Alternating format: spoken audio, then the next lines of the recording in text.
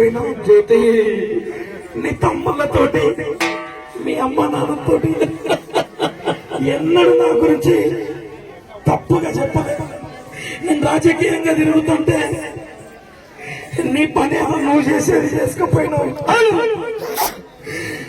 వెళ్ళిపోతున్నానే చూడమ్మా, గలీలో గానాలనే చూడమ్మా.